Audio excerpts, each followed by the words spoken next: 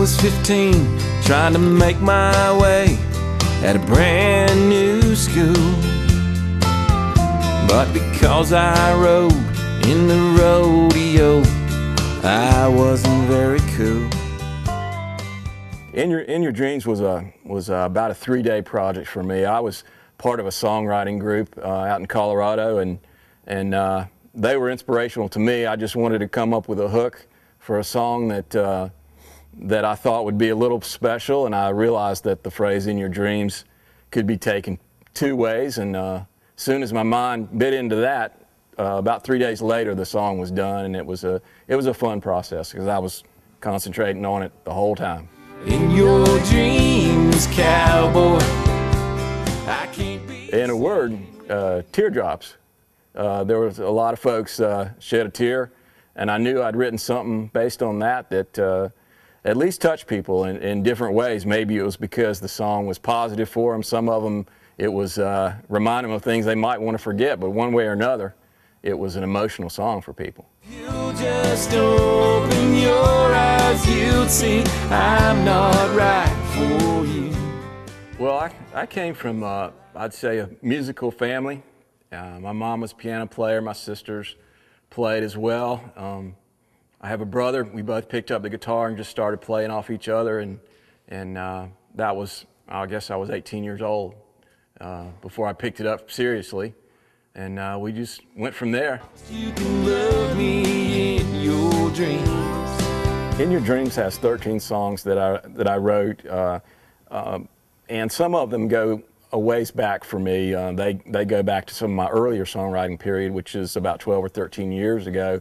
But I held on to them and I saved them for what I thought would be a record that would have more impact and more viability. So I would save a song here and there. While I was doing the first 2 CDs, I went ahead and recorded certain songs that they were good, but I was saving what I thought were my best songs for this CD. And so for the last 10, 12 years, I've got my best stuff on there. When I saw her with all her friends, I said, we put the song out and got some treatments back and some storylines for the song, and one came back that I thought really had the imagery and the technique, the production techniques that were mentioned. I thought really captured what I was thinking when I visualized the song, and that's when I was put in touch with Lark Watts, and we went rolling from there, and it's been a good process, and I just sit back and sort of get into the song and do my thing, and I feel like I'm being well taken care of, so it's a good process. In your dreams, cowboy.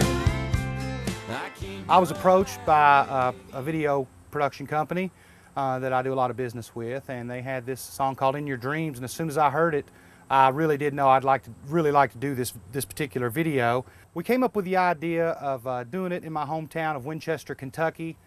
There's an old school that I went to elementary school in that's closed down now. It's called Victory Heights Elementary, and it's not really being used anymore, the front part of the school anyway.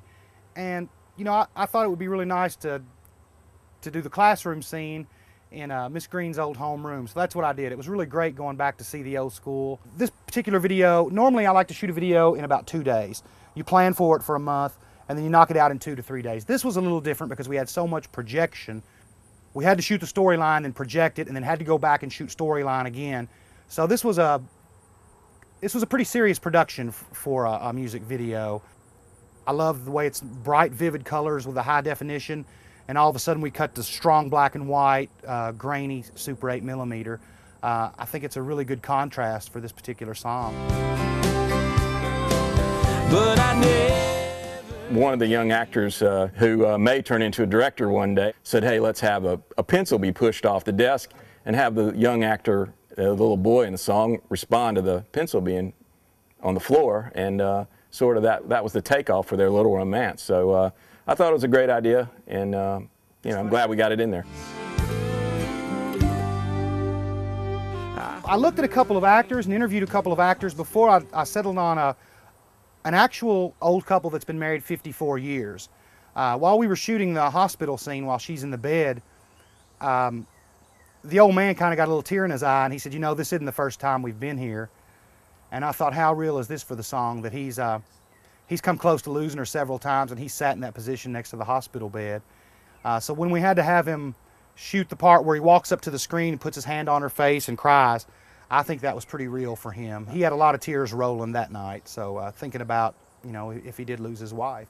A song that's good deserves a very good video, and I hope we've done that. We were able to find actors and pairs that were actually meaningful to each other. The young couple in the first verse, I call them a couple. I don't know if their parents would allow me to say that, but they're connected in a romantic way. Yeah. And then the elderly couple that fill out the song and the rest of the song, they're an actual married couple, been married for 54 years. And so what more could you ask than the reality on screen of those people? I love you